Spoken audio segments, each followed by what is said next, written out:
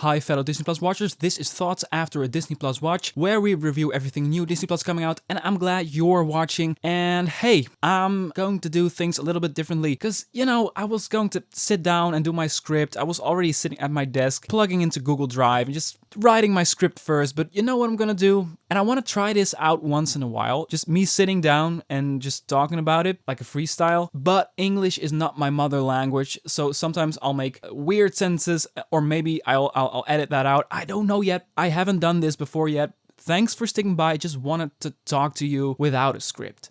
And maybe it's gonna be bad, but I don't know. Just sorry that you have to hear all this. You just want to hear me talk, I know. So this was a good episode to pick for me to do my review like this. If you're new, normally I just chop up my reviews like crazy, and before I just have a script in front of me, and it's just very tight, it's a very tight video. This one isn't. Guys, I love this episode. I love it. It's bonkers, it's completely crazy, and I want to talk about this with spoilers to really do this episode justice. So if you don't want to be spoiled, just click that watch later button if you haven't seen this yet. But if you're still here, that is great. So it starts out in a setting that we're not familiar with. It seems to be in Russia, Natasha said. So it's somewhere, sometime. Now, we don't really know what's happening, but we see Natasha and Clint just fighting all kinds of Ultron battle droids. When I saw this, I was like, okay, this is big. The action was really visceral. Of course, Natasha's on a motorcycle, so whenever someone is on a motorcycle, it can get pretty wild, especially if it's animated like this. And I just have to say, Hawkeye, Clint Barton, I'm not a big fan of his character in the movies. He's fine, not bad, but just he's very basic to me, very baseline character. And he's not anything amazing here, but what I really liked about it was some of his humor was good, and he was just very cool. His combat, his way of using his bow and arrow. He seems to have different kinds of arrows. So some of them just split into three. Some of them set off sort of bombs, or no, what was an energy? He had an energy field created with one of them. So that was interesting. It was interesting stuff going on with his skills, and I don't know. Natasha and Clint had some nice banter. I liked that. After that really cool fight scene, we get a kind of get a recap. What I like about What If is how it presents some different reality, but it still tells a story that is good to follow, and you can just go along for the ride. If someone just plugs in Disney Plus and is interesting about this episode for whatever reason, but is not into Marvel, with this episode is okay. I consider What If not that great, not that good, when it decides to really only deliver to the core fans that really know what's going on. Now, we do get a recap that was close enough to make me understand what is going on. Of course, I know the movies, but just for someone to understand.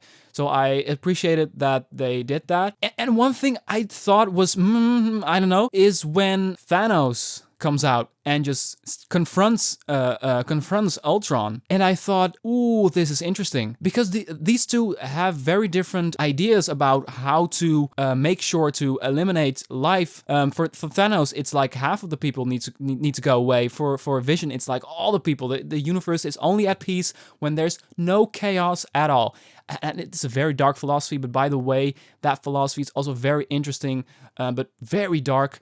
But I see these two together on screen, and I think, oh, wow, okay. We're going to have a very interesting scene about these two, maybe not even battling, but just talking like two big forces that have completely different views on why life needs to be eradicated. What happens is Vision decides to slice Thanos in half, and that was a bit disappointing. I don't know, the episode gave the setup that this is Ultron's plan, and then we see Thanos, and like almost everyone is aware of the gist of what Thanos is doing in the Marvel Cinematic Universe. Okay, maybe they don't explain that, but that is something, that's a basic thing, that he needs the Infinity Stones to destroy all life. It was such a good opportunity, but they didn't do anything with that, and that is disappointing. They kind of played it like a joke. It isn't a laugh out loud joke, but it is a joke. So when that's done, Thanos is gone.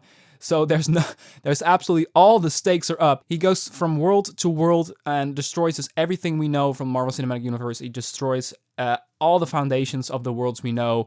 We see some different characters like the Guardians, which was cool. Actually, the scene from Guardians of the Galaxy 2, the beginning scene, the opening scene of that movie is in this episode. That gets destroyed. And yeah, then we get to Captain Marvel. And I was like, oh, no, no, no, no. And not that I hate Captain Marvel, but I find her role most of the time, especially in movies that are not about her, because I'm also not a big fan of Captain Marvel, but I mean, that movie is about her.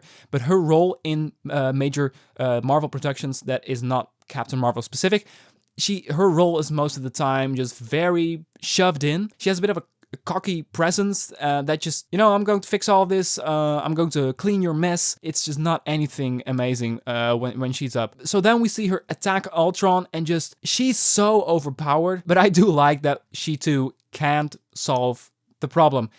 She can't eradicate him. It's just not gonna happen. And I was afraid that they were gonna do that. So I'm glad. I'm really, really glad that it's kind of a meta moment, because a lot of us, I think they at Marvel Studios knows what we're thinking, that Captain Marvel shows up again, and she's one of the strongest beings in the universe. So we're thinking, oh, okay, now they're going to do this, and most of us won't like that. And I think they know that at Marvel, so I guess it's kind of meta that they did that.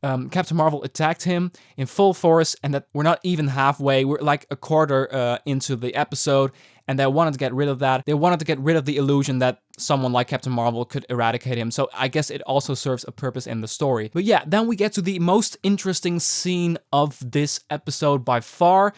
This is where my jaw was at the floor, I should say. This is really something. It literally breaks not the fourth wall, because that is it's another kind of thing. But it literally breaks the reality of the Watcher. He just destroys the barrier between the Watcher and his reality, completely having the Watcher in disbelief. And I love that this episode, the reason it all feels so big and the reason the stakes are so high is that we've been presented the Watcher throughout this whole show as someone who has control. No, I'm saying that wrong. Not in control, but he's keeping his hands off of everything, because he know the most important thing, the most natural order of things, is that he doesn't interfere. And we've been hearing that so often that we take it for granted. And here it gets that expectation gets pulled away under our feet, like the ground is pulled away under our feet. And that's why it's so big. It's not that he's destroying all these worlds. Yes, it adds up. I mean, it adds to the experience. It helps make everything feel big. But the reason it feels so consequential and big is, of course, because that barrier that we have taken for granted is being eradicated. That's gone now. So then we go back to Natasha and Clint, and the Watcher is also talking about there is one last hope, because there's one universe left. They're looking for some kind of programming that can really get through the skin of Ultron, really get through his programming to disable him. Something like that. But they don't really know what they're looking for, but it's a bit vague. I was not really sure what they were looking for, but I think they didn't too.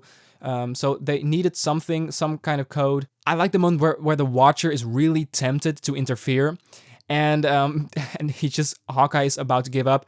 He just sits down and thinks, well, what does it matter? Everyone I know is gone. This is the biggest warehouse. This is the biggest warehouse I've been to, But Natasha picks up his box again. The whole time, the Watcher is so on his feet. So I really believe that he was gonna interfere here, but we get to that. But Arnim Zola is actually the programming they need. So they travel to Siberia, to the location we know from Captain America Civil War. And there they find Arnim Zola. They convince him. They kind of have to threaten him with destroying him with a drop of water. So that's a bit silly, but I thought it was fine. But then Ultron found them, or actually I should say their droids. His droids found him, and we get this really cool shot of them coming out of this hallway with this fire in front of it. And there's just so much beautiful imagery in this episode. Talking about beautiful imagery, the most eye candy moment of What If in its entirety is absolutely, and the moment I saw it, I knew this is my number one image, and it's actually the one where Hawkeye decides to give his life. in a last attempt to kill as many droids as he needs. I don't know if it was necessary. I guess they wanted to parallel with what happened in Avengers Endgame, where also these two, Clint and Natasha, were on this mountain, and they, in order to save the universe, one of them needed to go. I guess the writers wanted to have that synergy to get, at least that is what I thought about. But his sacrifice didn't make sense to me though. But the image, once again, this, what I'm showing you right here, is a piece of art. My jaw was dropped, even though I just thought, hey, why is he giving his life? When this shot came on screen, I was like, wow. Okay, so in the meantime, the Watcher and Ultron are battling it out in one of the most epic fights. Can you imagine if they did this in like the Multiverse of Madness, the new Doctor Strange movie from this March? Maybe there's something of a connective tissue, of course. I don't think they want to go too crazy on that, because if you combine Multiverse of Madness and this is already bringing stuff together from different What If episodes, and if you go the Multiverse of Madness, there's also the Watcher and Ultron. It gets really crowded and just really hard to follow for a lot of people. So I don't know if they will do that, because they need to be careful. Just fantasizing about this episode in live action in the setting of Doctor Strange in the Multiverse of Madness. If that would be the case, and this episode wouldn't exist, I would think it's the best Marvel movie. If it's well made, if it's good in its other areas, if it's well acted, whatever, but I would think that is the best Marvel movie, because the stakes are extremely high, and we get to see multiple universes in a very creative way. I love the way in this episode, back to the episode, Ultron is punching and punching the Watcher, that we see with every punch, there's a reality shattered. So we see this reality breaking apart around them.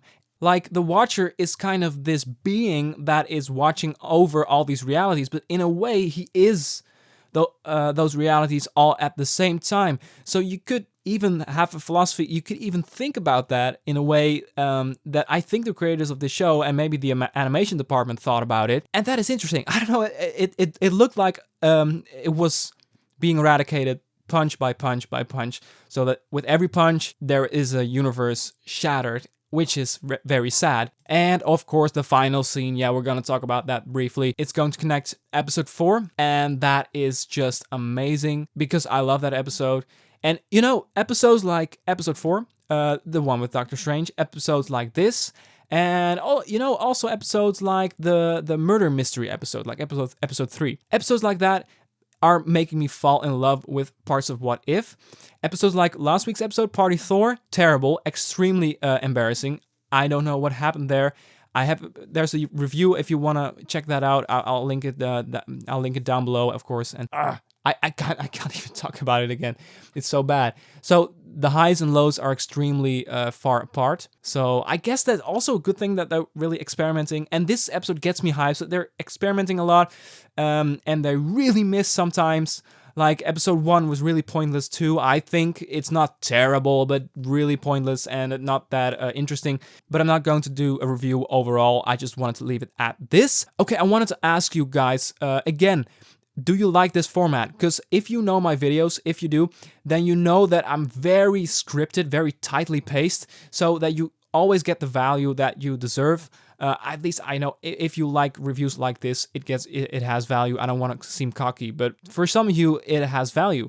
Like, I also want to, I watch a ton of reviews from other people. So, but really, if you like this, let me know. If you don't like this, also let me know. So please, inform me about my choice to completely improvise this review and edit later, because I maybe said some interesting things, but maybe I just left out all sorts of stuff that I wouldn't have missed if I wrote a script. It has downsides and upsides, I would imagine. What do you prefer? Please let me know. For now, thank you so much for watching. If you want to watch more videos, there's also all of the What If videos are, of course, on my channel. Did you like this video? Well, then be sure to consider giving that a click. Thanks. I'll be back this Friday with the Lego short, the Lego Halloween short. So make sure to be back for that. For now, have a wonderful day and see ya.